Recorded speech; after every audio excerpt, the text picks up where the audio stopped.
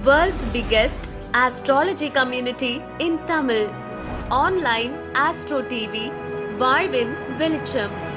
Online astro டிவியை கண்டு மகிழுங்கள். நம்மளுடைய பிரபஞ்ச குழுவில் முதல் கருத்தரங்க இந்த பேச்சாளரை நம்ம அறிவிச்சிருவோம். அவருடைய சொற்பொழிவை தொடங்கட்டும். கோவையிலிருந்து வருகை புரிந்துள்ள பாரம்பரிய ஜோதிடர், இளம் தலைமுறை ஜோதிடர் திரு சதயம் சண்முகராஜா அவர்கள் உபஜய ஸ்தானங்களின் ரகசியங்கள் என்ற தலைப்பில் பேச வருமாறு அன்புடன் அழைக்கின்றேன். அனைவருக்கும் வணக்கம். 33வது பிரபஞ்ச குழுவின் ஜோதிட கருத்தரங்கத்திற்கு வந்திருக்கும் அனைத்து ஜோதிட ஆசான்களுக்கும் ஜோதிட ஆர்வலருக்கும் நண்பர்களுக்கும் முதல் கண் வணக்கத்தை தெரிவித்துக் கொள்கிறேன். இந்த கருத்தரங்கம் வந்து ரொம்ப ஒரு சிறப்பான கருத்தரங்கம். ஏன்னா அண்ணனுடைய திருமணத்துக்கு அப்போ நடக்கக்கூடிய, அண்ணனும் அண்ணியும் சேர்ந்து நடத்தக்கூடிய இது முதல் கருத்தரங்கமாக தான் நாங்கள் எடுத்துக்கிறேன். இந்த கருத்தரங்கத்தில் என்ன சிறப்பு அப்படின்னா, ராஜநிலை எண்களை வந்து பார்த்திங்கன்னா 32 அப்படிங்கிற எண் வந்து ரொம்ப சிறப்பான எண் சொல்லுவாங்க. இந்த 32 என்ன பண்ணோம் அப்படின்னா, இழந்ததையே மீட்கக்கூடிய எண் வந்து 32. அப்போ திருமணம் ஒரு விஷயம் நடந்ததுக்கப்புறம் இப்போ இது வந்து நடத்தக்கூடிய 33வது கருத்தரங்கம். இது வரைக்கும் அண்ணனுடைய ஒர்க்கு, ஹார்ட் ஒர்க் எல்லாமே ரொம்ப அதிகமாக இருந்தது. இனி இருக்கக்கூடிய சூழ்நிலை எப்படி இருக்கும் அப்படின்னா, ரொம்ப ஸ்மார்ட் ஒர்க்காக இருக்கும். ஸோ அது எல்லாமே வந்து அண்ணியே பார்த்துப்பாங்க அப்படின்னு நினைக்கிறேன். ஏன்னா 33க்கான பலன் வந்து ராஜநிலையில் அப்படி தான் சொல்லப்பட்டிருக்கு, நடைமுறையிலையும் அது சாத்தியமாகுது. சரி, இன்றைக்கி வந்து தலைப்பு வந்து உபஜயஸ்தானங்கள் அப்படிங்கிற ஒரு தலைப்பை பற்றி தான் பேச போகிறேன். எல்லாருமே வந்து எனக்கு புகழ் வேணும், வெற்றி வேணும், உயர்வு வேணும், லாபம் வேணும், அதிர்ஷ்டம் வேணும், இந்த மாதிரி ஒரு இலக்கோடு தான் பயணிச்சிட்ருப்பாங்க. ஆனால் எல்லாத்துக்குமே அது கிடைக்குதா அப்படின்னா கண்டிப்பாக இல்லை. யாராவது எனக்கு வெற்றி வேண்டாம், புகழ் வேண்டாம் அப்படின்னு யாராவது சொல்கிறத பார்த்துருக்கீங்களா? யாருமே சொல்ல மாட்டாங்க. ஏன்னா எல்லாத்துக்குமே அந்த ஒரு ஆசை இருந்துட்டு தான் இருக்கும். இப்போ அந்த ஸ்தானங்கள் வந்து எப்படி இருந்தால், ஜாதக அமைப்பில் எப்படி இருந்தால் அவங்க அதை அனுபவிப்பாங்க, எந்த காலகட்டங்கள் அவங்களுக்கு அது கிடைக்கும். சப்போஸ் அது குறைவாக இருக்கும் நேரத்தில் நம்ம என்ன கோவில் வழிபாடுகள் போயிட்டு வந்தோன்னா நம்ம அதை வந்து முழுமையாக இல்லைனாலும் கூட ஒரு 75% வந்து அனுபவிக்கக்கூடிய காலம் என்ன அப்படிங்கிற பற்றி தான் நம்ம இன்றைக்கி பார்க்க போகிறோம். இப்போ வந்து உபஜயம் அப்படின்னா, உபம் அப்படின்னாலே கூடுதல், அடுத்தடுத்த நிலை அப்படிங்கிறது தான் அதோடைய அர்த்தம். ஜெயம் அப்படின்னா வெற்றி. ஸோ பெயர்லேயே அதோடைய கண்டென்ட்டுக்கான விஷயம் என்னங்கிறத ஷார்ட்டாக கொடுத்துருக்குறாங்க. இப்போ எதிர்காலம் வந்து எப்படி இருக்கும் அப்படிங்கிறது தெரிஞ்சுக்கக்கூடிய விஷயமா இருக்கட்டும். நான் வந்து இந்த துறையை நான் வந்து செலக்ட் பண்ணியிருக்கேன். இந்த துறையில் என்னுடைய அடுத்த கட்ட நிலை என்ன, என்னுடைய உயர்வு என்ன, நான் வந்து எனக்கு வந்து போட்டியாளர் இவங்களாம் இருக்கிறாங்க, இந்த போட்டியாளரை நான் எப்படி ஜெயிக்க போகிறேன் அப்படிங்கிற விஷயத்தை பற்றிலாம் பார்க்கக்கூடிய அந்த அமைப்பு தான் அந்த உபஜயஸ்தானம். போட்டித் தேர்வு எழுதுகிறாங்க. இன்றைக்கி 1,00,000 பேர் போட்டித் தேர்வு எழுதுகிறாங்க. ஆனால் எத்தனை பேர் ஜெயிக்கிறாங்க? கிட்டத்தட்ட 20 லட்சம் பேர் ஒரு இன்றைக்கி டிஎன்பி எக்ஸாம் வந்து எல்லாருமே குரூப் 4 அப்ளை பண்ணியிருக்கிறாங்க. ஒரு போஸ்டிங்கு கிட்டத்தட்ட 326 பேர் வந்து போட்டியாளர்களாக இருக்கிறாங்க. இது நாளடைவில் இதோட எண்ணிக்கை இன்னும் அதிகமாகும். ஆனால் எத்தனை பேர் அதில் ஜெயிக்கிறாங்க? ஸோ இதுக்கு சப்போர்ட்டிங் ரோல், அதாவது இதுக்கு சப்போர்ட் பண்ணக்கூடிய ரோல், சப்போர்ட் பண்ணக்கூடிய பாவகம் தான் இந்த 3, 6, 10, 11 பாவகம். சரி, நமக்கு வந்து என்ன மாதிரி நம்ம சூழ்நிலை அமைப்பு வந்து நம்ம கிரக அமைப்பில் நம்ம ஜாதக கட்டத்தில் இருந்ததுன்னா இது வந்து நமக்கு பாசிட்டிவாக இருக்கும் அப்படின்னா, பொதுவாகவே எந்த லக்னமாக வேணாலும் இருக்கட்டும், நம்மளுடைய லக்னத்திற்கு 3, 6, 10, 11 இந்த ஸ்தானங்களில் ஒரு பாபராவது இருக்கணும். ஏதாவது ஒரு கிரகம், அது சுபரோ பாபரோ, பாபர் இருக்கும் பட்சத்தில் அது அதிக ப்ளஸ். சுபர் இருந்தாங்க அப்படிங்கிற பட்சத்தில் கோச்சாரத்தில் சுப கிரகங்கள் சொல்லக்கூடிய குருவுடைய பார்வைகள் 3, 6, 10, 11 இந்த ஸ்தானங்களில் படும்போது அது சார்ந்த விஷயங்கள், அதுக்கான தசா புத்தி அந்தரங்கள் நடக்கும்போது அந்த பாவகம் சார்ந்த விஷயங்கள் உங்களுக்கு வெளிச்சத்துக்கு கொண்டு வரும். இது வந்து ஒரு பேசிக்கான ரோல் தான். சரி, இதில் வந்து தொழிலில் என்னுடைய வெற்றி எப்படி இருக்குது, விளையாட்டுத்துறையில் என்னுடைய வெற்றி எப்படி இருக்குது. இப்போ ஐபிஎல் ஆரம்பிச்சிருச்சு. எல்லாம் ஃபேஸ்புக் எல்லாமே பார்த்தீங்கன்னா ஐபிஎல் ப்ரெடிக்ஷனாக போட்டுட்ருப்பாங்க. பட் இதில் எப்போ யார் யார் ஜெயிப்பாங்க, சிலர் வந்து பெட் மேட்ச் கட்டுறாங்க, இவங்க ஜெயிப்பாங்களா அவங்க ஜெயிப்பாங்களான்னு பெட் மேட்ச் வந்து போடுறாங்க. இதிலெல்லாம் யார் வெற்றி தோல்விங்கிற தீர்மானம் பண்ணுறது அவங்களுடைய ஜாதக அமைப்பில் வந்து 3, 6, 10, 11 சப்போர்ட் பண்ணணும். ஸோ அது இருந்தால் மட்டும்தான் அது நடக்கும். இப்போ 3ஆம் பாவகம், பாவக ரீதியாக பார்க்கும்போது 3ஆம் பாவகம் வந்து நமக்கு வந்து பிரயாணத்தை குறிக்கும். அதாவது ரொம்ப ஒரு ஷார்ட் டைமில் நம்ம ஒரு இடத்துக்கு போயிட்டு வர்றக்கூடிய இந்த பயணங்கள்னால எனக்கு லாபம் இருக்கா, இந்த பயணங்கள் வந்து எனக்கு வந்து அடுத்த கட்ட உயர்வுக்கு கொண்டு போகுமா, இந்த குறுகிய கால நட்பு, இந்த நண்பர்னால நான் அடுத்த லெவலுக்கு போவேனா அப்படிங்கிறது வந்து 3ஆம் பாவகம் தான் நமக்கு வந்து குறிக்கும். அப்போ இந்த 3ஆம் பாவகம் நமக்கு எந்த அளவுக்கு சப்போர்ட் பண்ணுது நீங்கள் நல்லா பார்த்துருப்பீங்க. நம்ம இப்போ ஒரு நண்பர் வந்து சென்னையில் இருக்கிறாங்க, நமக்கு ஒரு வேலைக்காக ரெக்கமெண்ட் பண்ணியிருக்கிறாங்க. நம்ம வந்து ஒரு ட்ரெயினில் வந்து நம்ம டிக்கெட் புக் பண்ணுறோம். பட் போகக்கூடிய சூழ்நிலையில் ஏதாவது ஒரு சூழ்நிலையில் போக முடியாமல் தடை ஏற்படும். அப்போ தடை ஏற்பட்டு அந்த டிக்கெட்டுக்கான பணம் வந்து பார்த்திங்கன்னா முழுமையான பணம் நமக்கு கிடைக்காது. அது ஒரு சொற்பமான ஒரு தொகை வந்து ரீஃபண்ட் அமௌண்ட்டாக நமக்கு வரும். அப்போ இந்த மாதிரி சூழ்நிலை இருக்குது அப்படின்னா அவங்களோட அமைப்பு 3ஆம் பாவகம் அமைப்பு வந்து ஒரு சரியில்லாத கிரக அமைப்பு சூழ்நிலையில் இருக்கும். இதுவே அவங்களுக்கு ஒரு பாசிட்டிவான அமைப்பில் இருக்குது அப்படின்னா அவங்களுக்கு உடனே அடுத்த கட்ட உயர்வு, அடுத்த கட்ட வேலை, அடுத்த கட்ட வெற்றி அப்படிங்கிற ஒரு சப்போர்ட்டிங்கான விஷயத்தை வந்து அது கொடுக்கும். முதல்ல அவருடைய தைரியம், அவருடைய தன்னம்பிக்கை இதெல்லாம் கொடுக்கக்கூடிய ஒரு பாவக அமைப்பு தான் 3ஆம் பாவகம். 3ஆம் பாவகத்தை பார்க்கும்போது அவருடைய தன்னம்பிக்கை, கான்ஃபிடென்ட் லெவல் எப்படி இருக்குது அப்படிங்கிற ஒரு விஷயத்தை வந்து நம்மளால் தெரிஞ்சுக்க முடியும். அதே மாதிரி இந்த சிறு தூர பயணத்தில் வந்து பிரச்சனைகள் வருமா வராதா அப்படிங்கிற விஷயத்தையும் நம்ம அந்த 3ஆம் பாவகத்தினுடைய செயலை வச்சு தான் நம்ம பார்க்குறோம். 3ஆம் பாவக அதிபதி 6, 8, 12 மறைவு ஸ்தானங்களில் மறைந்திருக்கக்கூடாது. அப்படி மறைந்திருந்தாலும் அந்த கோச்சாரத்தில் வரக்கூடிய குருவின் பார்வை அந்த ஸ்தானங்களுக்கு வரும்போது அவங்களுக்கு ஒரு சுப பலனாக அவங்களுக்கு நடக்கும். இப்போ உதாரணத்துக்கு 3ஆம் அதிபதி அவங்களுக்கு 6ஆம் இடத்துல, லக்னத்துக்கு 6ஆம் இடத்துல இருக்குது அப்படின்னா கோச்சாரத்தில் குருவின் பார்வை அந்த 6ஆம் இடத்துக்கு வரும்போது சுபக்கடன் மூலமாக அவங்களுக்கு ஒரு நல்ல ஒரு ஸ்தான அமைப்பை அவங்களுக்கு ஏற்படுத்தி கொடுக்கும். இப்போ இதில் வந்து 3, 6, 10, 11 இந்த 4 பாவகங்கள் இருக்கு இல்லையா, இதில் வந்து 3, 11 அப்படிங்கிற பாவகத்தை மட்டும் சுபமான விஷயங்கள் இந்த 3, 11 என்னென்ன விஷயங்கள் இருக்குது அப்படிங்கிறத மட்டும் நம்ம பார்க்கலாம். இப்போ அந்த 3ஆம் பாவகத்தில் வெளி வட்டத்துள்ள நட்பு வட்டாரங்கள் எப்படி அப்படிங்கிற ஒரு விஷயத்தையும் நம்ம பார்க்கலாம். பயணங்கள் எப்படி இருக்கும் அப்படிங்கிற ஒரு விஷயத்தை பார்க்கலாம். இந்த பயணங்கள்னால நம்ம அடுத்த கட்டத்துக்கு லாபங்கள் எப்படி நம்ம பெற போகிறோம் அப்படிங்கிற ஒரு விஷயத்தையும் நம்ம பார்க்க போகிறோம். இப்போ 3ஆம் இடம் வந்து ரொம்ப சிறப்பாக இல்லை அப்படின்னா அதுக்கு என்ன பண்ணலாம், சின்னதாக சிம்பிளாக ஒரு பரிகாரம் அப்படின்னு பார்த்தீங்கன்னா ஒன்றுமே இல்லை. உங்களை விட வயது மூத்தவங்க இருப்பாங்க இல்லையா, அவங்கக்கிட்ட நீங்கள் உதவியை கேட்டு நீங்கள் பண்ணும்போது அது கண்டிப்பாக உங்களுக்கு பெரிய அளவுக்கு சக்ஸஸ் பண்ணும். இப்போ ஃபார் எக்ஸாம்பிள் நீங்கள் ஒரு பயணத்துக்காக நீங்கள் கிளம்புறீங்க, ஒரு டிக்கெட் வந்து புக் பண்ணுறீங்க அப்படின்னா நீங்கள் என்ன பண்ணணும், அண்ணன் நீங்கள் வந்து எனக்கு டிக்கெட் புக் பண்ணிடுங்கண்ணே, அதுக்கான அமௌண்ட் என்னன்னு சொல்லுங்கள், நான் உங்களுக்கு போட்டு விட்டுறேன் அப்படின்னு நீங்கள் சொன்னீங்கன்னா உங்களுக்கு அவருடைய சப்போர்ட் கிடைக்கும். அப்போ அவர் சப்போர்ட் மூலமா அவருடைய வழிகாட்டுதலின் பேரில் நீங்கள் அந்த இடத்துக்கு போயிட்டு வந்தீங்க அப்படின்னா அது கண்டிப்பாக உங்களுக்கு சக்ஸஸ் கொடுக்கும். உங்களோட சுய முயற்சியில் நீங்கள் பண்ணும்போது அது ஃபெயிலியர் ஆகும். ஸோ அதனால் நீங்கள் பயப்பட வேண்டாம், என்னடா நமக்கு 3ஆம் பாவகம் வந்து பெரிய அளவுக்கு பலமாக இல்லையே நினைக்காதீங்க. சரி, இப்போ 11ஆம் பாவகம். 11ஆம் பாவகம் பார்க்கும்போது 11ஆம் அதிபதி கேந்திர ஸ்தானங்களில் இருக்கும்போது அதிக சந்தோஷம், அதிக லாபம், பொருளாதார வளர்ச்சி அப்படிங்கிறது கட்டாயம் அவங்களுக்கு ஏற்படுத்தி கொடுக்கும். இந்த 11ஆம் பாவகம் வந்து வக்கர நிலையிலையும் இருக்கக்கூடாது. அப்படி ஒருவேளை 11ஆம் அதிபதி எந்த லக்னமாக இருந்தாலும் சரி அவங்களுடைய லக்னத்திற்கு 11ஆம் அதிபதி வக்கர நிலையில் இருக்கக்கூடிய அமைப்பில் இருந்தது அப்படின்னா அந்த 11ஆம் பாவக காரகம் சார்ந்த விஷயங்களில் பலன்கள் வந்து குறைவாக தான் இருக்குமே தவிர பலன்கள் கிடைக்காதுங்கிறது இல்லை. கண்டிப்பாக பலன் உண்டு, ஆனால் அந்த பலன் வந்து குறைவாக இருக்கும். அதே போல் இந்த 11ஆம் அதிபதி 12ஆம் இடத்துல இருக்கும் பட்சத்தில் இவங்களுடைய லாபங்கள் எல்லாமே இவங்க என்ன பண்ணுவாங்க அப்படின்னா விரயங்கள் ஆக்கிடுவாங்க.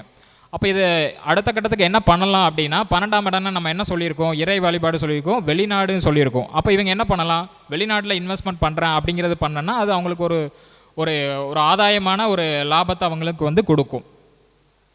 சரி, இதே 11ஆம் அதிபதி உங்களுக்கு 8ஆம் இடத்துல லக்னத்துக்கு 8ஆம் இடத்துல உங்களுக்கு அமர்ந்திருக்கு அப்படின்னா இவங்க தான் வந்து நான் ஷேர் மார்க்கெட்டிங்கில் நான் பணம் போட போகிறேன், எம்எல்எம் பிஸ்னஸ் நான் பண்ண போகிறேன், அப்புறம் அட்வர்டைஸ்மெண்ட் பார்த்தா எனக்கு பணம் நிறைய கிடைக்கும், நான் இதை நம்பி ஒரு 10 பேரை நான் உள்ள சேர்த்து விட்டேன், எனக்கு நல்ல பணம் வருது அப்படிங்கிறதெல்லாம் அந்த 11ஆம் அதிபதி அவங்களுக்கு 8ஆம் இடத்தோட தொடர்போ இல்லை 8ஆம் பாவகத்தில் தொடர்பு இருக்கும். இதுக்கு எல்லாமே அவங்களுடைய தசா புத்தி இல்லை அந்தரங்கள் போகக்கூடிய காலகட்டங்கள் மட்டுமே இதெல்லாம் அவங்களுக்கு நடக்கும்.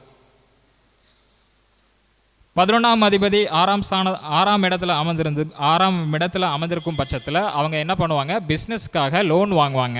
ஸோ அந்த லோன் வந்து கட்ட முடியாமல் ரொம்ப சிரமப்பட்டு அந்த லோனை வந்து கட்டுவாங்க. அதே போல் எந்த லக்னமானாலும் இருக்கட்டும், நீங்கள் எந்த லக்னத்தில் வேணாலும் நீங்கள் பிறந்திருக்கலாம், உங்களுடைய கெரியரில் இதுக்கப்புறம் என்னோடய லைஃப் வந்து மிகப்பெரிய ஒரு பிரம்மாண்டம், மிகப்பெரிய ஒரு டேனிங் அப்படின்னு சொல்லக்கூடிய ஒரு விஷயம் இருக்குது. உங்களுடைய லக்னத்திற்கு இப்போ உதாரணத்துக்கு மேஷ லக்னத்தில் ஒருத்தர் பிறந்திருக்கிறாரு அப்படின்னா அவர் வந்து மிதுன ராசியாகவோ கன்னி ராசியாகவோ மகர ராசியாகவோ கும்ப ராசியிலேயோ ஒருத்தர் பிறந்திருந்தாங்க அப்படின்னா கட்டாயம் அவங்களுக்கு மேஷ லக்னத்தில் பிறந்தவர்களுக்கு மிகப்பெரிய ஒரு யோக அமைப்பை அவங்களுக்கு ஏற்படுத்தி கொடுக்கும். இது எப்போ நடக்கும் அப்படின்னா 35 வயதிற்கு பின் தான் அவங்களுக்கு மிகப்பெரிய பிரம்மாண்டமான வளர்ச்சிகளை கொடுக்கும். அதே போல் இது நீங்கள் ஒவ்வொரு லக்னத்துக்கு நீங்கள் எடுக்கலாம். நீங்கள் உங்களுடைய லக்னத்திற்கு 3ஆம் இடம் வந்து உங்களுடைய ராசியாக இருக்கணும், 6ஆம் இடம் உங்களுடைய ராசியாக இருக்கணும், 10ஆம் இடம் உங்களுடைய ராசியாக இருக்கணும், அல்லது 11ஆம் இடம் உங்களுடைய ராசியாக இருக்கும் பட்சத்தில் உங்களுடைய வளர்ச்சி எல்லாமே பிற்பகுதியில் தான் அதிகமாக இருக்கும். அப்போ முற்பகுதி எப்படி இருக்கும் அப்படின்னா கடின போராட்டங்கள் சிரமங்களை தாண்டி நீங்கள் வெற்றிகளையும் பேர் புகழ் அந்தஸ்து ஒரு உயர்வு வந்து உங்களுக்கு பிற்பகுதியில் தான் உங்களுக்கு கிடைக்கும். அது கண்டிப்பாக நடத்தி கொடுக்கும். இதுக்கு சில உதாரணங்கள் இருக்குது. ஸோ அதையும் நான் அந்த உதாரணங்கள் என்னங்கிறத நான் உங்களுக்கு சொல்லிடுறேன். இப்போ வந்து புரட்சி தலைவி அம்மாவுடைய ஜாதக அமைப்பில் பார்க்கும்போது அம்மா வந்து மிதுன லக்னத்தில் பிறந்திருக்கிறாங்க. ஸோ லக்னத்திற்கு 3ஆம் இடம் வந்து அவங்களுடைய ராசி சிம்ம ராசி. அவங்களுடைய ஆரம்ப காலகட்டங்கள் வந்து பார்த்திங்கன்னா ரொம்ப ஒரு சிரமமான காலகட்டம் தான். ஆனால் பிற்பகுதி அந்த 35 வயதுக்கு பின் வந்து அவங்களுடைய வளர்ச்சி வந்து ரொம்ப ஒரு அபரிவிதமான வளர்ச்சியாக இருந்தது. அதற்கப்புறம் வந்து பார்க்கும்போது முத்தமிழறிஞர் டாக்டர் கலைஞர் ஐயாவுடைய ஜாதக அமைப்புப்படி பார்க்கும்போது பார்த்திங்கன்னா ஐயா வந்து கடக லக்னத்தில் பிறந்திருக்கிறாங்க. அவங்களுடைய லக்னத்துக்கு 11ஆம் இடங்கிறது வந்து அவங்களுடைய ராசி ரிஷப ராசி. ஸோ அவங்களுடைய காலகட்டமும் ஆரம்ப காலகட்டத்தில் வந்து பார்த்திங்கன்னா நிறைய சிறை பயணங்கள் போராட்டங்கள் கஷ்டங்கள் இதெல்லாம் கடந்து தான் அவங்க வந்தாங்க. 35 வயதுக்கு அப்புறம் தான் அவங்களுடைய வளர்ச்சி வந்து ரொம்ப அபரிமிதமாக இருந்தது. கட்டாயம் வளர்ச்சி உண்டு, இல்லைன்னு கிடையவே கிடையாது. சரி, இது வந்து வாழ்ந்து கடந்து போனாலும் அவங்களுடைய புகழ் இன்றைக்கும் சரி நாளைக்கும் சரி அவங்களுடைய புகழ் என்றைக்கும் மறையாது. ஏன்னா அந்த அளவுக்கு அவங்க ஒரு சிம்மாசனத்தில் உட்கார்ந்து பேர் புகழ் சம்பாதிச்சுட்டு போயிட்டாங்க. இப்போ இன்னைக்கு கரண்ட்டில் யார் இருக்காங்க, சில உதாரணங்கள் பார்த்தீங்கன்னா சூப்பர் ஸ்டார் நம்ம தலைவர் ரஜினிகாந்த் அவர்கள், அவர் வந்து பார்த்திங்கன்னா சிம்ம லக்னத்தில் பிறந்திருக்கிறாங்க. ஸோ அவருடைய லக்னத்திற்கு வந்து பார்க்கும்போது அவர் மகர ராசி. அப்போது 6வது சிம்ம லக்னத்திற்கு 6ஆம் இடம் அவருடைய ராசி இருக்குது. அவருடைய ஆரம்ப கால பயணம் வந்து பார்க்கும்போது ஒரு பஸ் கண்டக்டராக இருந்தார். இன்றைக்கி வந்து உலகமே வியந்து பார்க்குற அளவுக்கு ஒரு முக்கிய நபராக இருக்கிறார். ஸோ இதெல்லாம் வந்து அவருடைய பிற்பகுதியை வந்து அவங்களுடைய வாழ்க்கையோட பயணத்தில் வந்து நல்ல வளர்ச்சி பேர் புகழ் கொடுத்துருக்கு. ஸோ இதை வந்து நீங்கள் உங்களுடைய ஜாதக அமைப்புலையும் நீங்கள் வந்து அதை ஒப்பிட்டு பார்க்கலாம். ஆரம்ப காலத்தில் என்னடா இவ்வளோ போராட்டமாக இருக்கேன்னு நினைக்க வேண்டாம். கண்டிப்பாக 35 வயதுக்கு அப்பாற்பட்டு அது எப்படி அந்த வளர்ச்சி இருக்கும் அப்படின்னா 35க்கு முன்னாடி நீங்கள் பட்ட கஷ்டங்கள் நஷ்டங்கள் அனுபவங்கள் இருக்கு இல்லையா, அந்த அனுபவத்தின் பேரில் உங்களுக்கு நடக்கும். அப்படின்னா இதுக்கு சின்ன உதாரணம் என்னென்னா கடமையை செய்யணும், பலனை எதிர்பார்க்கக்கூடாது. ஸோ அதனால் அது நமக்கு வரும் வராதுங்கிறது ரெண்டாவது. நம்மளுடைய முயற்சிகளை வந்து கைவிட்டுறாமல் நீங்கள் அதை முயற்சி பண்ணும்போது கண்டிப்பாக உங்களுக்கு மிகப்பெரிய ஒரு சக்ஸஸ் வந்து உங்களுக்கு கொடுக்கும். சரி, இப்போ இந்த 3-11ஆம் இடத்துல 3-11ஆம் இடத்துல வந்து ஒரு மிகப்பெரிய ஒரு ரகசியம் வந்து அடங்கியிருக்கு. என்ன விஷயம் அப்படின்னா, இப்போ உதாரணத்துக்கு மேஷ லக்னமாக எடுத்துக்கலாம். மேஷ லக்னத்துக்கு 3ஆம் இடங்கிறது வந்து மிதுனம், 11ஆம் இடங்கிறது வந்து பார்த்திங்கன்னா கும்பமாக வரும். மேஷத்துக்கு அதிபதி யார்? செவ்வாய். அப்போ அந்த செவ்வாய்க்கு 3ஆம் இடங்கிறது மிதுனம், மிதுனத்துக்கு அதிபதி யார்? புதன். அப்போ செவ்வாய்க்கு வந்து அந்த புதன் வந்து பகையா? அதே நேரத்தில் மேஷத்துக்கு 11ஆம் இடங்கிறது கும்பம். அப்போ கும்பம் வந்து சனியும் வந்து அதிபதி யார்? சனி. அப்போ செவ்வாய்க்கு புதனும் சரி சனியும் சரி பகை. அந்த வீட்டின் அதிபதிகள் வந்து பகையாக தான் வருவாங்க. இது வந்து நான் உதாரணத்துக்கு மேஷத்துக்கு மட்டும் சொல்லியிருக்கேன். நீங்கள் 12 லக்னத்துக்குமே செக் பண்ணி பாருங்கள். 3ஆம் அதிபதியும் 11ஆம் அதிபதியும் அந்த லக்ன அதிபதிக்கு பகையாக தான் இருப்பாங்க.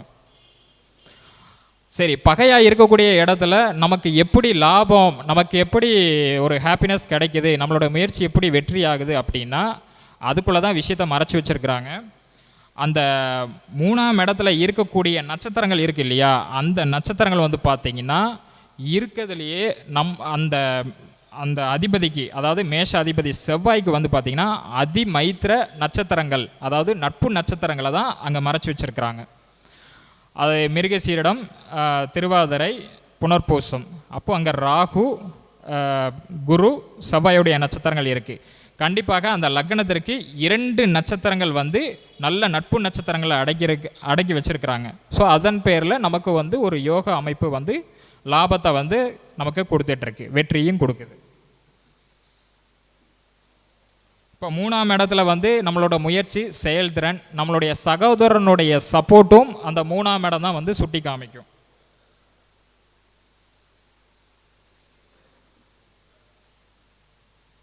சரி, இருக்கிறதுலே ரொம்ப லக்கியான லக்னங்கள் என்னன்னு பார்த்தீங்கன்னா, நீர் ராசியாக வரக்கூடிய லக்னங்கள் தான் ரொம்ப லக்கியான லக்னங்கள்.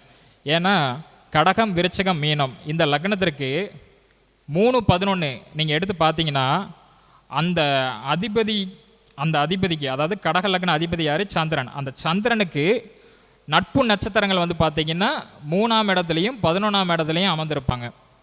கடக லக்னத்துக்கு 3ஆம் இடம் என்ன? கன்னி. அப்போ கன்னியில் யார் இருக்கு? என்ன நட்சத்திரங்கள்லாம் இருக்குன்னா, சூரியனுடைய நட்சத்திரங்கள் உத்திரம், சந்திரனுடைய நட்சத்திரங்கள் ஹஸ்தம், சித்திரை நட்சத்திரம், செவ்வாயுடைய நட்சத்திரங்கள் அமர்ந்திருக்கும். அதே மாதிரி 11ஆம் இடத்துலையும் வந்து பார்த்திங்கன்னா சேம் அதே அவருடைய நட்சத்திரங்கள் தான் அங்கே கொடுத்துருக்குறாங்க.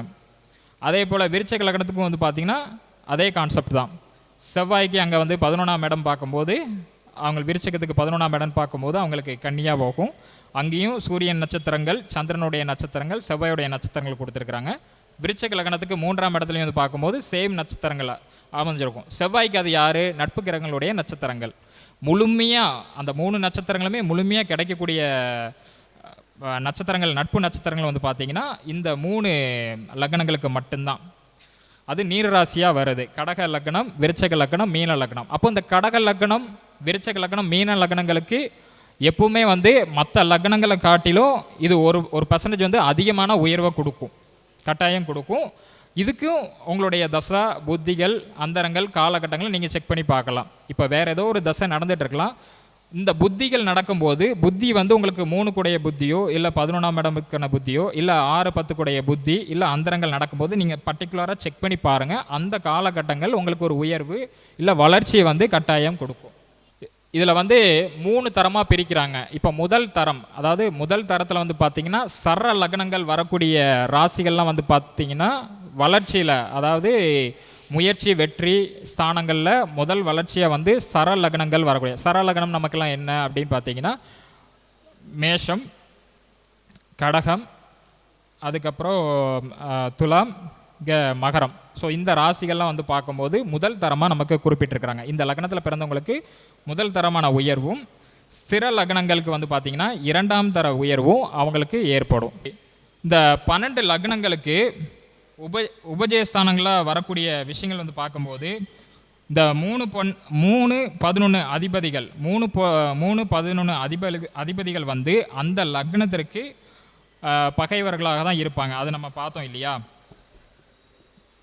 இப்போ மேஷ லக்னம் எடுத்துக்கோங்க. மேஷ லக்னம் எடுக்கும்போது மேஷ லக்னத்திற்கு 3ஆம் இடம் மிதுனம், 6ஆம் இடம் கன்னி, 10ஆம் இடம் மகரம், 11ஆம் இடம் கும்பம். இப்படி 4 டிவிஷனாக எடுத்துக்கும். இப்போ மேஷ லக்னத்துக்கு அதிபதி யார்? செவ்வாய். செவ்வாய்க்கு மிதுனம் கன்னி வந்து புதனாக வந்துடும், மகரம் கும்பம் வந்து சனியாக வந்துடும். அப்போது அந்த அதிபதிக்கு வந்து பார்த்திங்கன்னா இவங்களுடைய ராசிகள், அது அந்த ராசியோட அதிபதி வந்து பார்த்திங்கன்னா பகைவர்களாக வர்றாங்க. ஆனால் அதில் இருக்கக்கூடிய நட்சத்திர அமைப்புகள் பார்க்கும்போது அந்த மேஷ லக்னத்திற்கு நட்சத்திர அமைப்பு பார்க்கும்போது அவங்களுடைய நட்பு நட்சத்திரங்கள் வந்து இந்த 3, 6, 10, 11 வந்து சூட்சமமாக மறைஞ்சிருக்கு. ஸோ இதில் அப்போ நம்ம நினைப்போம், என்னடா பாவகாதிபதி வந்து அங்கே பகையாக இருக்குது, ஆனால் எப்படியா அங்கே விஷயம் நடக்குது அப்படின்னு பார்த்தீங்கன்னா அந்த பாவகத்தில் இருக்கக்கூடிய அந்த நட்பு நட்சத்திரத்தில் நின்று ஒரு தசா புத்திகள் நடக்கும்போது அவங்களுக்கு நல்ல வளர்ச்சியை கொடுக்குது. இப்போ உதாரணத்துக்கு மேஷ லக்னம். இப்போ மேஷ லக்னம்னு எடுத்திங்கன்னா மேஷ லக்னத்துக்கு வந்து 3-11 வந்து குருவோட நட்சத்திரம் இருக்கும் இல்லையா. இங்கே புனர்பூசம் இருக்கும், இங்கே 3ஆம் இடத்துல புனர்பூசமும் 11ஆம் இடத்துல கும்பத்தில் போராட்டத்தையும் இருக்கும். ஆனால் மேஷ லக்னத்துக்கு அதிபதி யார்? மேஷ லக்னத்துக்கு வந்து அது 9, 12 கூடிய 9 பாக்கியம், 12 விரயஸ்தானத்துக்கு அதிபதியான குருவின் நட்சத்திரத்தில் அமர்ந்திருக்கு. ஸோ கண்டிப்பாக அவங்களுக்கு ஒரு உயர்வுங்கிறது ஏற்படும். இதை நீங்கள் வந்து 12 லக்னத்திற்கும் அப்படியே நீங்கள் எடுத்து பார்த்தீங்கன்னா கண்டிப்பாக இதில் வந்து அவங்களுடைய நட்பு நட்சத்திரங்கள் தான் அதில் ஒழிஞ்சிருக்கும். பாவக ரீதியாக பார்க்கும்போது அதிபதிகள் வேணால் பகையாக இருக்கலாம், உள்ள சூட்சமாக மறைஞ்சிருக்கிறது வந்து அந்த லக்னத்திற்கு 3-11 இவங்களுடைய அந்த அதிபதியுடைய நட்பு நட்சத்திரங்கள் இருக்குது.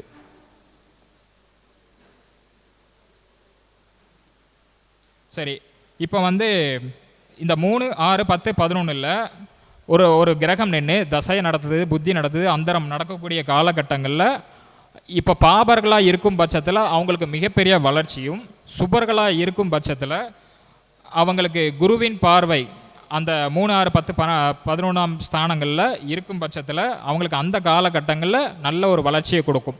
இப்போ உதாரணத்துக்கு மேஷ லக்னத்துக்கு 3ஆம் இடத்துல சுக்கிரனோ இல்லை புதனோ இல்லை குருவோ அவங்களுக்கு இயல்பாகவே அவங்களுடைய ஜாதக அமைப்பில் இருக்குது அப்படின்னா, இந்த மாதிரி சுபகரங்கள் இருக்கும் பட்சத்தில் இது என்ன யோகம்னா வசுமதி யோகம் அப்படின்னு சொல்கிறாங்க.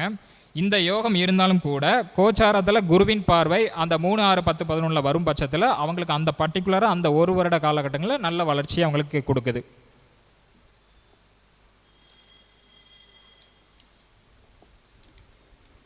ஏன் நம்ம 3, 11 மட்டுமே அதிகமாக ஹைலைட் பண்ணி பார்த்தோம், இந்த 6ஆம் பாவகம் 10ஆம் பாவத்தையும் பற்றி ஏன் பார்க்கல அப்படின்னா, நிறைய விஷயங்கள் இந்த 6ஆம் பாவத்தையும் 10ஆம் பாவத்தையும் பற்றி நம்ம பார்த்துருப்போம். ஸோ அதனால தான் இதை பற்றின இருக்கக்கூடிய கண்டென்ட்டை கொஞ்சம் கம்மி பண்ணிவிட்டு 3, 11 சார்ந்த விஷயங்களை பற்றி நம்ம அதிகமாக ஹைலைட் பண்ணோம். இந்த 6ஆம் பாவகத்துக்கும் 10ஆம் பாவத்துக்கும் கண்டென்ட் வந்து ஒரே கண்டென்ட் தான். இந்த 6ஆம் பாவகத்தில் வந்து பார்த்திங்கன்னா 6ஆம் பாவகம் அதிபதி, 6ஆம் பாவத்தினுடைய அதிபதி 6, 8, 12 அவங்களுக்கு அமர்ந்து இருக்கும் பட்சத்தில் அவங்களுக்கு அந்த காலகட்டங்களில் ஒரு விபரீத ராஜயோக அமைப்பை ஏற்படுத்தி கொடுக்கும். விபரீத ராஜயோகம்னு ஒன்று எனக்கு கோடி கோடியாக பணம் கொட்டும் அப்படிங்கிறது கிடையாது. ஒரு அடுத்த கட்ட உயர்வு, ஒரு பேர் புகழ் வளர்ச்சி அப்படிங்கிறது வந்து அந்த தசாபுத்தி காலகட்டங்களில் அவங்களுக்கு ஏற்படுத்தி கொடுக்குது. அதில் வந்து உங்களுக்கு அந்த 6ஆம் பாவத்தினுடைய தசபுத்தி நடக்கும்போது குருவின் பார்வை இருக்கும்போது கடன் வாங்குவாங்க. ஆனால் அந்த கடன் வந்து ஒரு சுப விஷயத்துக்காக நடக்கும். ஒரு வீட்டுக்காக கடன், இல்லை ஒரு வண்டி வாகனக்கான கடன், இல்லை ஒரு திருமணத்துக்காக கடன் அப்படிங்கிறது அவங்களுக்கு ஏற்படும். 6ஆம் பாவக அதிபதி 4ஆம் வீட்டோட சம்மந்தப்பட்டுச்சு அப்படின்னா வீட்டுக்காக கடன் வாங்குவாங்க. 10ஆம் இடத்துல 6ஆம் அதிபதி 10ஆம் இடத்தோட தொடர்பானாலோ இல்லை 10ஆம் அதிபதி தொடர்பாகும் போது அவங்க தொழிலுக்காக அதிகப்படியான கடனை வந்து அவங்க ஏற்படுத்திப்பாங்க. அதே 6ஆம் அதிபதி 7ஆம் இடத்துல அமர்ந்திருக்குது அப்படின்னா அவங்களுக்கு திருமணத்துக்கான கடன் அல்லது மனைவி மூலமாக பிரச்சனைகள் அவங்களுக்கு ஏற்படும். 6ஆம் அதிபதி அவங்களுக்கு லக்னத்திலே அமர்ந்திருந்தால் ஜாதகரே பிரச்சனைகளை சந்திச்சுட்டு இருப்பார். இந்த 6ஆம் பாவகம் வந்து வக்ரமாக இருந்தாலும் சரி, 6, 8, 12 சுபகரகங்கள் இருந்து அந்த சுபகரகத்துடைய பார்வைகள் அந்த 6ஆம் பாவத்தில் படும்போது அவங்களுக்கு ஒரு சுபத்துவமான விஷயங்கள் அவங்களுக்கு நடக்கும். சரி, இப்போ இதெல்லாம் பார்த்தாச்சு. இப்போ பரிகாரம் என்ன சார் அப்படின்னு கேட்டிங்கன்னா, இதுக்கு சில பரிகாரங்கள் கொடுத்துருக்கோம். நமக்கு எந்த பாவகம் நம்ம அனுபவிக்கணுன்னாலுமே ஜாதகர் ஃபஸ்ட்டு பலமாக இருக்கணும், திடமாக இருக்கணும். நான் பலமாக இருந்தால் தானங்க அனுபவிக்க முடியும், நானே பலம் இல்லாமல் இருக்கேன், அப்புறம் என்ன யோகம் இருந்து என்ன பிரயோஜனம், நான் எப்படி அனுபவிக்கிறது அப்படின்னு எல்லாத்துக்கும் ஒரு கேள்வி இருந்துகிட்ருக்கோம் இல்லையா? இப்போ வந்து 12 லக்னங்களுக்கும் கோவில் பரிகாரங்கள் வந்து நம்ம எடுத்திருக்கோம். இந்த கோவில் பரிகாரங்கள் எப்படின்னா, இது வந்து காமனாக எல்லாருமே போகலாம். இந்த ராசி போகலாமா, இந்த லக்னம் போகலாமா, அதெல்லாம் கணக்கே இல்லை. எல்லாருமே பயன்படுத்திக்கலாம், எல்லாருமே போகலாம். இதோடைய பலன் வந்து உங்களுக்கு 75% மேலே கண்டிப்பாக உங்களுக்கு பலன் உண்டு. இதில் எந்த இடத்துல சில மாறுபாடுகள் உண்டு அப்படின்னா, உங்களுடைய ஜாதக அமைப்பில் பார்க்கும்போது லக்ன பாவத்தோடையோ அல்லது 3, 6, 10, 11ஆம் இடத்துல ஸ்தானங்களை பொறுத்தும் அந்த ஸ்தானங்களில் இருக்கக்கூடிய கிரக அமைப்புகளை பொறுத்தும் உங்களுக்கு கொடுக்கக்கூடிய கோவில் பரிகாரங்கள் சில மாறுபாடுகள் இருக்கும். ஆனால் இப்போ நம்ம கொடுக்கக்கூடிய கோவில் அமைப்பு வந்து பார்த்திங்கன்னா காமனாக ஜென்ரலாக 12 லக்னக்காரங்களுமே அந்த கோவிலுக்கு ஒரு முறை போயிட்டு வரலாம். அது எந்த காலத்தில் போகணும் அப்படிங்கிறது கணக்கு இருக்குது. அன்றைக்கி போயிட்டு வாங்க, கண்டிப்பாக உங்களுக்கு வளர்ச்சி உண்டு. இப்போ நான் பரிகார கோவில் என்ன நான் சொல்கிறேன். முதல்ல வந்து மேஷ லக்னக்காரங்க வந்து எந்த கோவிலுக்கு போகணும் அப்படின்னா, குபேரபுரீஸ்வரர் கோவில். இது வந்து தஞ்சாவூர் மாவட்டத்தில் இருக்குது. மேஷ லக்னக்காரங்க எல்லாருமே வந்து குபேரபுரீஸ்வரர் கோவிலுக்கு போகணும். அந்த கோவில் வந்து தஞ்சாவூர் மாவட்டத்தில் இருக்குது. இந்த கோவில் வந்து கும்பகோணத்துக்கு போகிற வழியில் வெண்ணாற்றாங்கரை அப்படிங்கிற இடத்துல அந்த கோவில் இருக்குது. ராஜராஜ சோழன் பெருவுடையார் கோவில் கட்டுறதுக்கு முன்னாடியே இந்த கோவில் வந்து ரொம்ப ஒரு பழமையான கோவிலாக இருக்குது. இந்த கோவில் போயிட்டு வாங்க, உங்களுக்கு ஒரு மிகப்பெரிய ஒரு மாற்றம் வந்து நடக்கும். ஏன்னா ராவணன் வந்து குபேரன்கிட்ட வந்து தவம் செஞ்ச இடமும் அந்த கோவிலுடைய வரலாறுகளை வந்து சொல்லப்பட்டிருக்கு. அந்த கோவிலுடைய கல் தூண்களில் வந்து பார்த்திங்கன்னா குபேரனுடைய படங்கள் வந்து தூண்களை வடிவமைச்சிருக்கிறாங்க. சரி, இது என்னைக்கெல்லாம் போகணும் அப்படின்னா பங்குனி மாதம் போகணும். அதுவும் குறிப்பிட்டு எக்ஸாக்டாக சொல்லணும் அப்படின்னா பங்குனி உத்திரம் அன்னைக்கு போயிட்டு வர்றது ரொம்ப சிறப்பாக இருக்கும். இல்லைனா மகா சிவராத்திரி அன்னைக்கு அந்த கோவிலுக்கு போயிட்டு வர்றது ரொம்ப சிறப்பு. இல்லைனா மார்கழி மாதம் போகணும், அதுவும் திருவாதிரை நட்சத்திரம் அன்னைக்கு போயிட்டு வர்றது வந்து உங்களுக்கு மிகப்பெரிய ஒரு மாற்றத்தை கொடுக்கும். நேரங்காலம் வந்து பார்க்கும்போது காலை 6 to 11 அல்லது மாலை 4 to 8 இந்த நேர காலங்களில் நீங்கள் அந்த கோவிலுக்கு போயிட்டு வர்றது ரொம்ப சிறப்பு. அந்த கோவிலில் லக்ஷ்மி தேவி, தனலக்ஷ்மி, தைரியலக்ஷ்மி இந்த அம்பாளுடைய அமைப்புகளும் அங்கே இருக்குது. வெள்ளிக்கிழமை கிழமையின் அடிப்படை பார்க்கும்போது வெள்ளிக்கிழமை அந்த கோவிலுக்கு போயிட்டு வர்றது ரொம்ப சிறப்பு. சார் இதெல்லாம் என்னால் போக முடியல, கரெக்டாக டைம் போக முடியல அப்படின்னா மாதங்களில் வரக்கூடிய வெள்ளிக்கிழமையில் நீங்கள் ஒரு நாள் சூஸ் பண்ணி வெள்ளிக்கிழமை போயிட்டு வாங்க, உங்களுக்கு நல்லா இருக்கும். சரி, இது என்ன பலனை கொடுக்கும் அப்படின்னா ஜாதகருடைய லக்ன ரீதியாக இருக்கக்கூடிய பலன்கள், அதாவது ஜாதகர் வந்து வெளியில் தெரிய வருவாங்க. ஒரு தயக்கம், தன்னம்பிக்கை, உயர்வு, ஜாதகரை பற்றின தனிப்பட்ட விஷயங்கள், அவங்க அடுத்த கட்ட உயர்வுக்கு ஜாதகரை வந்து பலப்படுத்துறதுக்காக மட்டுமே இந்த கோவில். அதே நேரத்தில் உங்களுக்கு பொருளாதாரத்தில் ஒரு உயர்வுகளை கண்டிப்பாக இந்த கோவில் தனத்தை ஏற்படுத்தி கொடுக்கும். ஸோ அதுக்கு தான் இந்த கோவில். மேஷ லக்னக்காரங்க போயிட்டு வாங்க. என்ன பண்ணணும் அப்படின்னா அங்கே இருக்கக்கூடிய சாமிக்கு வந்து சந்தன கட்டி வாங்கி கொடுங்க. அபிஷேகத்துக்கு நீங்கள் சந்தன கட்டி வாங்கி கொடுங்க. வாங்கி கொடுத்துட்டு வெள்ளிக்கிழமை தரிசனம் பண்ணிட்டு வாங்க. அடுத்ததாக ரிஷப லக்னம். ரிஷப லக்னக்காரங்களுக்கு வந்து பார்க்கும்போது எழுத்தரிநாதர் அப்படிங்கிற கோவில் இருக்குது. இந்த கோவில் வந்து திரு இன்னம்பூர் அப்படிங்கிற ஊரில் இருக்குது. இதுவும் கும்பகோணம் மாவட்டத்தில் தான் இருக்குது. கும்பகோணம் மாவட்டத்தில் போகணும். இந்த கோவிலில் வந்து தலை விரிச்ச மரமாக வந்து பலா மரம் இருக்குது. அதே மாதிரி செண்பக மரமும் இருக்குது. 2 மரங்கள் இருக்குது. இங்கே வந்து சிவன் வந்து சுயம்பு மூர்த்தியாக இருந்து காட்சி கொடுக்குறார். ஸோ இந்த கோவிலுக்கு போயிட்டு வாங்க. இது வந்து சோழர்கள் காலத்தில் கட்டப்பட்ட கோவில். ரொம்ப சிறப்பான கோவிலுங்க. கோவில் வந்து பார்த்திங்கன்னா கிழக்கு நோக்கி அந்த கோவில் வந்து அமர்ந்திரும். இந்த கோவிலுக்கும் ஒரு தனி சிறப்பு இருக்குங்க. பங்குனி மாதம் 13ஆம் தேதி, 14ஆம் தேதி, 15ஆம் தேதி இந்த தேதிகள் அந்த கோவிலுக்கு போயிட்டு வர்றது ரொம்ப விசேஷம். அல்லது ஆவணி மாதம் 31ஆம் தேதி, புரட்டாசி மாதம் 1ஆம் தேதி, 2ஆம் தேதி இந்த கோவிலுக்கு போகலாம். ஏன் சார் பர்டிகுலராக இந்த தேதி மட்டும் நீங்கள் சொல்கிறீங்க அப்படின்னு உங்களுக்கு எல்லாருமே ஒரு கேள்விகளாக இருக்கும். இந்த தேதியில் தான் சூரிய வெளிச்சம் இருக்கு இல்லையா, அது நேரடியாக சிவனுடைய லிங்கத்து மேலே அந்த சொரூபமாக அந்த காட்சி வந்து தெரியும், அப்படியே பிரதிபலிக்குமாமா அந்த வெளிச்சத்தில். ஸோ அதனால் பர்டிகுலராக அந்த காலகட்டங்களில் போயிட்டு வர்றது ரொம்ப விசேஷம் அப்படிங்கிறது அந்த கோயிலுடைய வரலாறுகளில் கொடுத்துருக்குறாங்க. இந்த கோயிலுக்கு போயிட்டு வாங்க. ரிஷப லக்னக்காரங்க என்ன பண்ணணும் அப்படின்னா 2 மண் விளக்கில் வந்து நெய் தீபம் போட்டு கும்பிட்டு வாங்க. அடுத்ததாக மிதுன லக்னக்காரங்க என்ன பண்ணணும் அப்படின்னா அபிமுக்தீஸ்வரர் அப்படிங்கிற ஒரு கோவில் இருக்குது. இந்த கோவில் வந்து திருவாரூர் மாவட்டத்தில் இருக்குது. மணக்கால் அப்படிங்கிற ஊர் பக்கத்தில் இருக்குது. இந்த கோவிலுக்கு போயிட்டு வாங்க. இந்த கோவிலுடைய தலை விருட்சம் வந்து பார்த்திங்கன்னா வில்வ மரம் இருக்குது. ஸோ அதனால் இது ரொம்ப விசேஷமான கோவில். இந்த கோவிலில் வந்து பார்த்திங்கன்னா தீர்த்தம் வந்து அக்னி தீர்த்தம் அங்கே இருக்கும். அந்த அக்னி தீர்த்தத்தை வாங்கிட்டு வந்து உங்கள் வீட்லேயும் தெளிச்சுக்கோங்க. பூஜை அறையில் அந்த அக்னி தீர்த்தத்தை வச்சுட்டு நீங்கள் தினசரி உங்களுடைய நேர்மையான உங்களுடைய நடைமுறையில் இருக்கக்கூடிய உங்களுடைய பிரச்சனைகளும் உங்களுக்கு தீர்வு கிடைக்கக்கூடிய விஷயங்களாக இருக்கட்டும், உங்களுடைய பொருளாதார ரீதியாக வரக்கூடிய பிரச்சனைகளாக இருக்கட்டும், அதை நீங்கள் முறையாக கோரிக்கையை வச்சு நீங்கள் வணங்கும் போது கண்டிப்பாக உங்களுக்கு ஒரு தீர்வு உண்டு. சிறப்பு என்ன அப்படின்னா அந்த கோவிலில் வந்து சிவன் வந்து அந்த லிங்கம் வடிவம் வந்து மண்ணாலே செஞ்சுருக்கிறாங்க அந்த வடிவம். ஸோ அதுதான் அந்த கோவிலுடைய ரொம்ப சிறப்பு. லிங்கம் வந்து ஜோதியாக தெரியுமாமா. அந்த கோவிலும் வந்து பார்க்கும்போது கிழக்கு நோக்கி தான் அந்த கோவில் இருக்குது. ஸோ அது வந்து ரொம்ப சிறப்பான ஒரு கோவிலுங்க. கண்டிப்பாக போயிட்டு வாங்க. அடுத்ததாக கடக லக்னத்தார்களுக்கு சேம் அதே கோவில் தான், அபிமுக்தீஸ்வரர் கோவில் தான், திருவாரூர் மாவட்டம் தான்.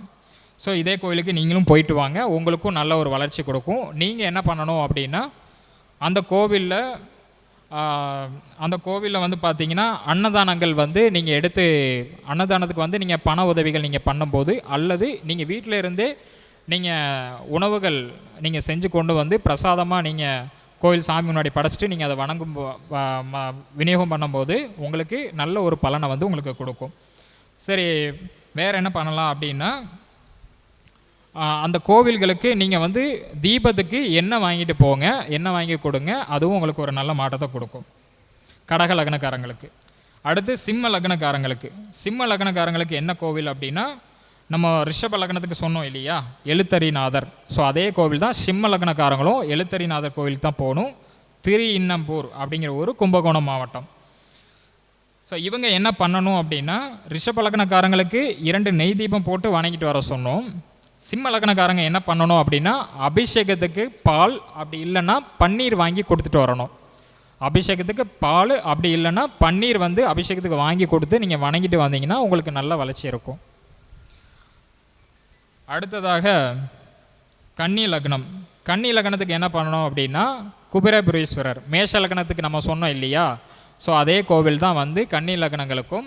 குபேரபுரீஸ்வரர் தஞ்சாவூர் மாவட்டம் கும்பகோணம் அருகில். ஸோ இந்த கோயிலுக்கு போகணும். இவங்க என்ன பண்ணணும் அப்படின்னா, 2 நெய் தீபமும் கன்னி லக்னக்காரங்க போட்டு கும்பிட்டுட்டு வந்தாங்க அப்படின்னா இவங்களுக்கு நல்ல ஒரு வளர்ச்சி கிடைக்கும். வெள்ளிக்கிழமை நாளில் இவங்க போயிட்டு வரணும். வெள்ளிக்கிழமை நாளில் போயிட்டு வரும்போது இவங்களுக்கு ஒரு நல்ல ஒரு பொருளாதார ரீதியாகவும் இவங்களுக்கு ஒரு மாற்றத்தை கொடுக்கும். அடுத்து துலா லக்னக்காரங்களுக்கு வந்து பார்த்திங்கன்னா, சொர்ணபுரீஸ்வரருங்கிற கோவில் இருக்குது. இது எங்கே இருக்குது அப்படின்னா, அடிக்காபுத்தூர் கிராமத்தில் இருக்குது, திருவாரூர் மாவட்டம். ஸோ இங்கே வந்து இவங்க போயிட்டு வந்தாங்கன்னா இவங்களுக்கு நல்ல மாற்றம் இருக்கும். இந்த கோவிலில் தலவிருட்சமாக வந்து பார்த்திங்கன்னா வன்னி மரம் இருக்குது. ஸோ அந்த வன்னி மரத்தை 21 முறை சுற்றி வரணும். சுற்றி வந்து கும்பிட்டு வாங்க, உங்களுக்கு நல்ல ஒரு மாற்றத்தை கொடுக்கும். இந்த கோவிலுடைய புராண பெயர்கள், பழமையான பெயர் என்ன அப்படின்னு பார்த்தீங்கன்னா, திருக்கடுவாய் கரை அப்படின்னு வரலாறுல குறிப்பிட்டிருக்கிறாங்க.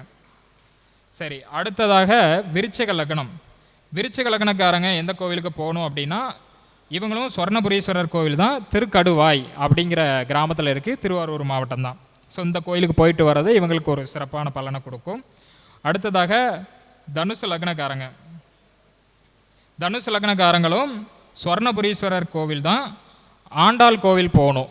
ஆண்டாள் கோவிலுக்கு போயிட்டு, அது திருவாரூர் மாவட்டத்தில் இருக்குது. ஸோ அந்த கோவிலில் நீங்கள் வழிபட்டுட்டு வாங்க, உங்களுக்கு நல்ல ஒரு மாற்றமும் வளர்ச்சியும் கொடுக்கும்.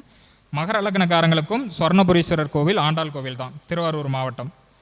அடுத்ததாக கும்ப லக்னக்காரங்க எங்கே போகணும் அப்படின்னா, சொர்ணபுரீஸ்வரர் கோவில் திருக்கடுவாய் போகணும். அங்கே வந்து அம்பாள் வந்து வலக்கைமான் அப்படிங்கிற ஊர் பக்கத்தில் இருக்கக்கூடிய அங்கே வந்து ஒரு அம்பாள் இருப்பாங்க. அந்த அம்பாளை விசேஷமாக நீங்கள் பார்த்துட்டு வாங்க, மிகப்பெரிய அளவில் உயர்வு கொடுக்கும். சதய நட்சத்திரம் அன்னைக்கு போயிட்டு வர்றது ரொம்ப சிறப்பு. அந்த கோவிலில் கருப்பு திராட்சை கூட வாங்கிட்டு போங்க, போய் கும்பிட்டு வணங்கிட்டு வாங்க சதய நட்சத்திரம் அன்னைக்கு. அதே போல் மீன லக்னக்காரங்க எங்கே போகணும் அப்படின்னா, அலகாபுத்தூர், திருவாரூர் மாவட்டத்தில் இருக்கக்கூடிய அலகாபுத்தூருங்கிற ஊரில் வந்து சொர்ணபுரீஸ்வரர் கோவில் தான். ஸோ இது எல்லாம் இப்போ நம்ம கொடுத்துருக்க மாவட்டங்கள் எல்லாமே வந்து பார்த்திங்கன்னா திருவாரூரை சேர்ந்து கும்பகோணம் சார்ந்து இருக்கக்கூடிய கோவில்களை மட்டும் தான் நம்ம கொடுத்துருக்கோம். நிறைய மாவட்டங்களில் இருக்கக்கூடிய கோவில்களை எடுத்தாலும் கூட அந்த கும்பகோணம் திருவாரூர் அப்படின்னாலே ஒரு கோவில்களுக்கு ரொம்ப ஒரு சிறப்பான ஒரு அமைப்பு உண்டு.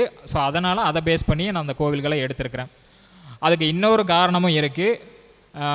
இந்த சூட்சமத்தையும் நான் சொல்கிறேன். எதுக்கு கும்பகோணத்தையும் நம்ம பேஸ் பண்ணி எடுத்தோம் அப்படின்னா, இன்றைக்கி வந்து கோச்சாரத்தில் வந்து கும்பத்தில் வந்து சனி போயிட்டுருக்கிறாரு. ஸோ அதை ஒரு பேஸ் பண்ணி நம்ம எடுக்கணும் அப்படிங்கிற ஒரு காரணத்துக்காக உங்களுக்கு கும்பகோணத்தை பேஸ் பண்ணியும் திருவாரூர் மாவட்டத்தை பேஸ் பண்ணியும் உங்களுக்கு நான் அந்த கோவில் நான் எடுத்திருக்கிறேன். கண்டிப்பாக போயிட்டு வாங்க, உங்களுக்கு வாழ்க்கையில் வந்து மிகப்பெரிய ஒரு மாற்றங்கள் நடக்கும். இவ்வளோ நேரம் ரொம்ப பொறுமையாக நீங்கள் கேட்டுட்டு இருந்தீங்க கருத்துக்களை, ரொம்ப நன்றி.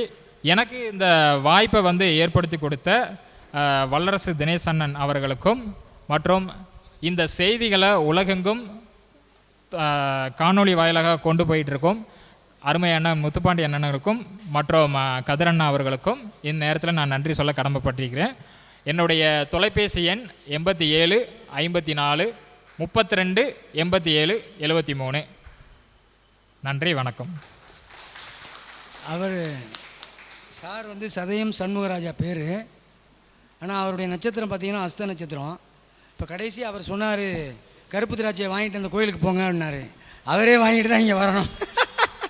ஏன்னா அவர் சொன்ன கோயில் எல்லாமே திருவாரூர் மாவட்டம் தான் அதிகமாக. அதனால் திருவாரூரில் போய் இறங்கிட்டீங்கன்னா அப்படியே சுற்றி வந்துடலாம் நீங்கள். ஓகே, நன்றி. ஐயா வந்து முருகானந்த ஏன் திருவாரூரை பற்றி அதிகம் பேசுகிறாருன்னா, அவர் பக்கத்து இருக்கார் பட்டுக்கோட்டையில். ஆனால் அந்த ஊரை சொன்னோன்னே அவருக்கு எல்லா விஷயமும் தெரியும். ஸோ இன்றைக்கு மிக சிறப்பாக முதல் பேச்சாளராக வருகை புரிந்து உபஜயஸ்தானங்களை பற்றி அழகான தகவல்களை கொடுத்த சகோதரர் சதயம் சண்முகராஜா அவர்களுக்கு நம்மளுடைய பொருளாளர் முருகானந்த ஐயா அவர்கள் பொன்னாடை போற்றி கௌரவிப்பார்.